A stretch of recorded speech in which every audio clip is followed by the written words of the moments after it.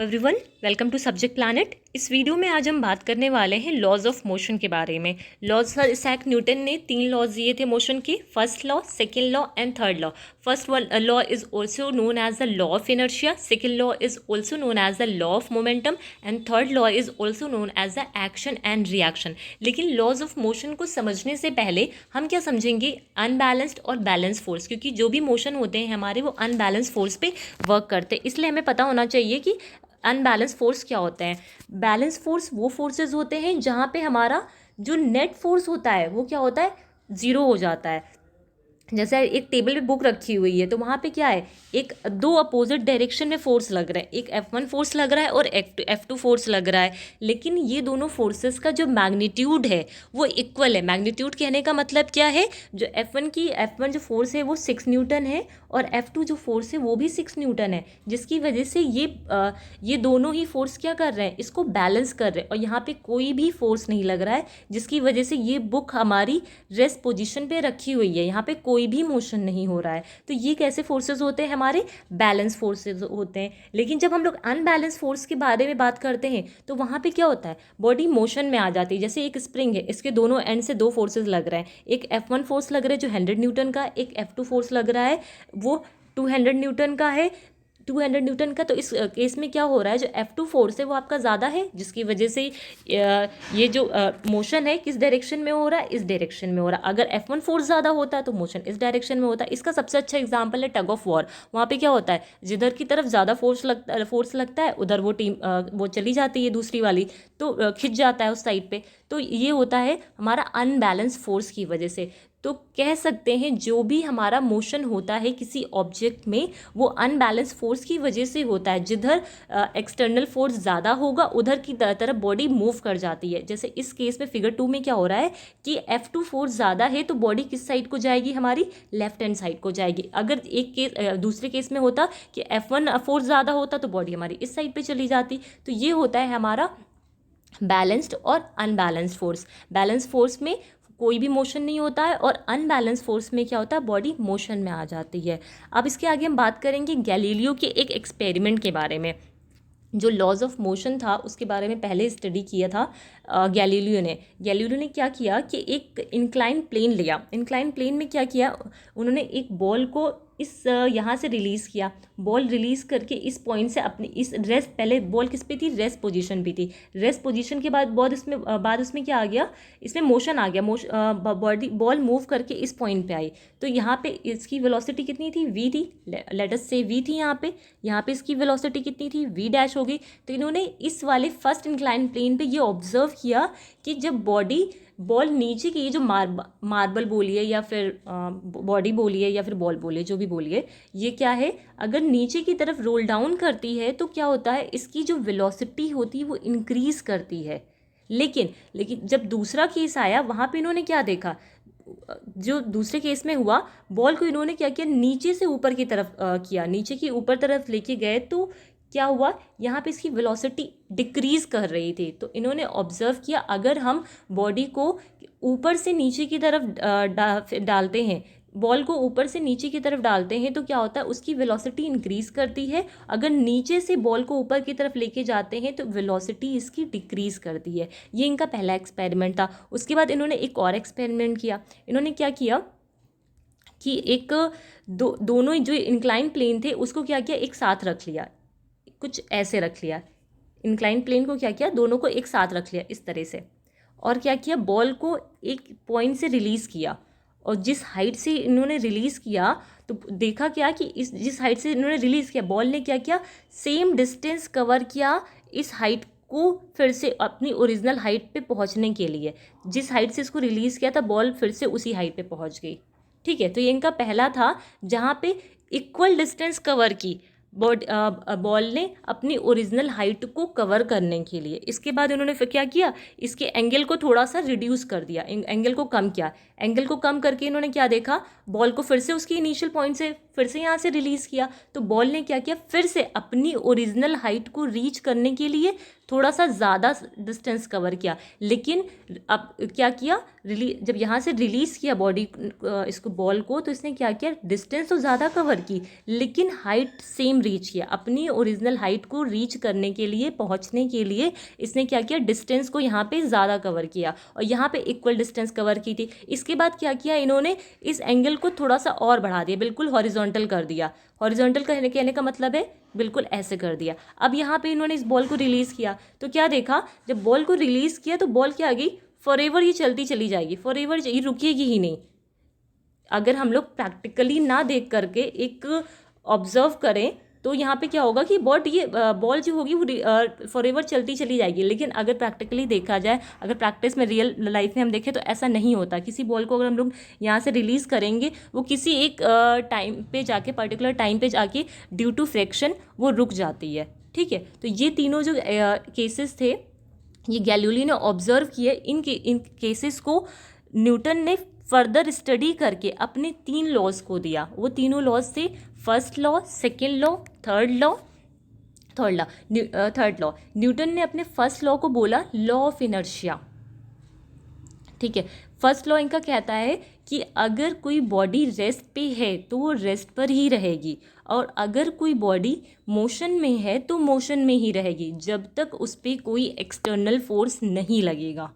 समझ आई बात, कि अगर जब बॉडी रेस्ट पोजीशन पे है तो रेस्ट पर ही रहने वाली है, मोशन नहीं करेगी जब तक इस पर कोई एक्सटर्नल फोर्स नहीं लगेगा। अगर किसी बॉडी कोई मोशन में है तो तब तक मोशन में रहेगी जब तक वहाँ पे कोई एक्सटर्नल फोर्स से उस बॉडी को रोका नहीं जाए। जैसे ये बॉल है, वो किस पोजीशन पे, रेस्ट पोजीशन पे है। अब ये इस बॉल को क्या किया, किसी ने हिट किया तो ये क्या करेगी, मोशन में आ जाएगी। उसके बाद ये फ्रिक्शन की वजह से, जो सरफेस पे फ्रिक्शन होता है, जो उसकी वजह से किसी एक पॉइंट पे जाके रुक जाएगी।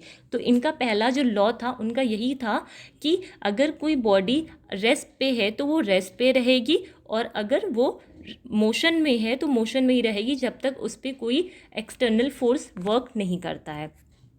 इसके बाद इन्होंने इनर्शिया, इसको बोला लॉ ऑफ इनर्शिया से इसको रिलेट किया। इनर्शिया क्या होती है, जो बॉडी अपनी पोजीशन को बनाए रखती है, tendency of an object to remain to stay at rest और to keep moving with the same velocity is called inertia. मतलब कि अगर कोई जो बॉडी है अपनी रेस्ट पोजीशन को बनाए रखती है या फिर मोशन में है तो मोशन में ही रहेगी, तो वो होती है, वो जो टेंडेंसी होती है, जो प्रॉपर्टी होती है, that is known as the inertia. ठीक है, जो टेंडेंसी होती है किसी बॉडी की to remain stay at rest और remain to keep moving with a same velocity is called inertia. Inertia 2 type के होते हैं आपके, एक होता है रेस्ट, एक होता है मोशन।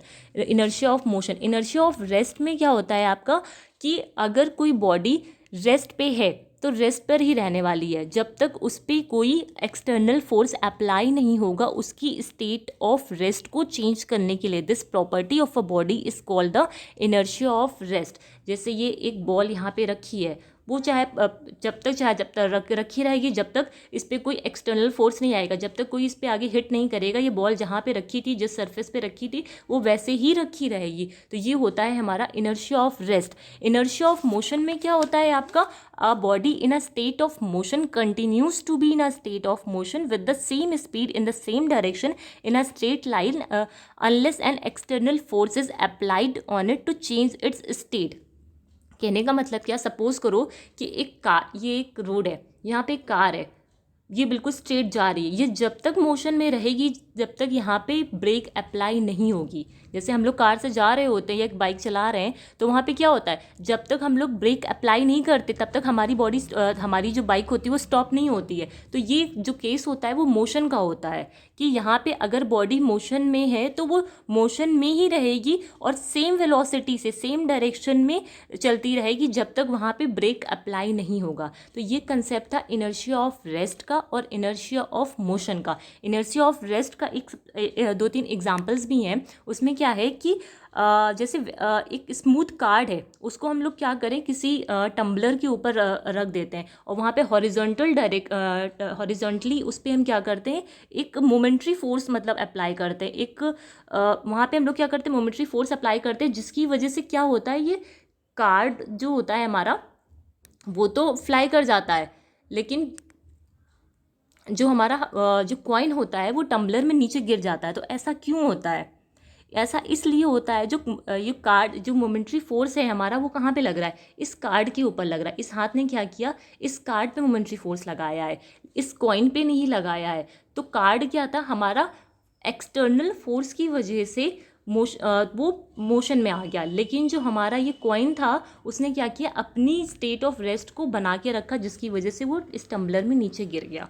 तो ये था हमारा इनर्शिया ऑफ रेस्ट का एग्जाम्पल। इनर्शिया ऑफ रेस्ट में एक एग्जाम्पल और भी है, when a hanging carpet is beaten with a stick the dust particle start falling out of it. कि कोई कारपेट है, एक हैंगिंग कारपेट है, जब हम किसी स्टिक से उसको स्ट्राइक करते हैं तो जो कारपेट होता है वो तो मोशन में आ जाता है, लेकिन उसके अंदर जो डस्ट पार्टिकल होते हैं वो क्या करते हैं, अपनी पोजीशन में बने रहते हैं due to inertia of rest, जिसकी वजह से कारपेट्स तो आपका उड़ने लगता है, मतलब इधर उधर होता है, लेकिन जो डस्ट पार्टिकल होते हैं वो नीचे ज़मीन पे गिर जाते हैं। तो ये एग्जांपल होता है इनर्शिया ऑफ रेस्ट का, जिसकी वजह से किसी कारपेट से धूल नीचे गिरती है ज़मीन पे। इनर्शिया ऑफ मोशन में बात करते हैं, a cyclist riding along a level road does not come to rest immediately after he stop paddling.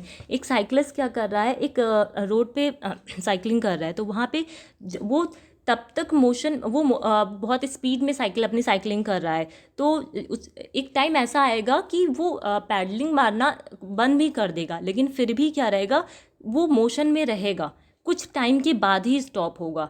तो ये किसकी वजह से होता है, इस यहाँ पे क्या होता है, ये इनर्शिया ऑफ मोशन काम करता है। The reason is that the bicycle continues to move due to inertia of motion even the after the cyclist stop applying a force on the pedal. Cyclist ने क्या किया, पैडल मारना तो बंद कर दिया, लेकिन वहाँ पे साइकिल फिर भी थोड़ी दूर के बाद ही जाके रुकती है। जैसे आप लोग साइकिल चलाते होंगे, बहुत स्पीड में चला रहे हैं और कुछ टाइम पे बाद क्या करते हैं, अपने पैरों को हटा लेते हैं पैडल से, तो क्या होता है, साइकिल तुरंत स्टॉप तो नहीं हो जाती है ना, कुछ देर बाद ही स्टॉप होती है।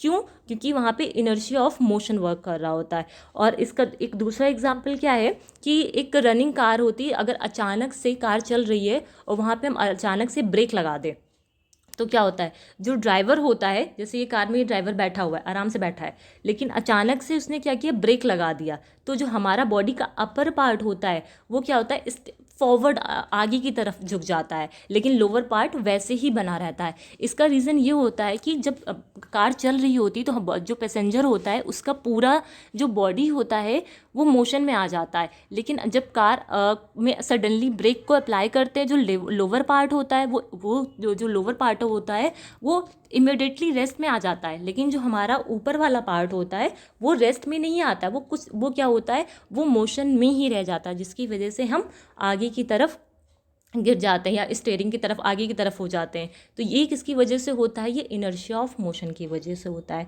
तो ये था न्यूटन का फर्स्ट लॉ ऑफ मोशन, जिसमें इन्होंने बताया कि कोई बॉडी अपनी रेस्ट पोजीशन पे है तो रेस्ट में ही रहेगी, और अगर मोशन में है तो मोशन में ही रहेगी, जब तक उस पर कोई एक्सटर्नल फोर्स अप्लाई नहीं किया जाता है। इसके बाद न्यूटन ने दो लॉज और दिए थे, जिसमें लॉ ऑफ मोमेंटम के बारे में बात किया, एक्शन और रिएक्शन के बारे में बात किया। उस टॉपिक उस पर हम लोग नेक्स्ट वीडियो में बात करेंगे।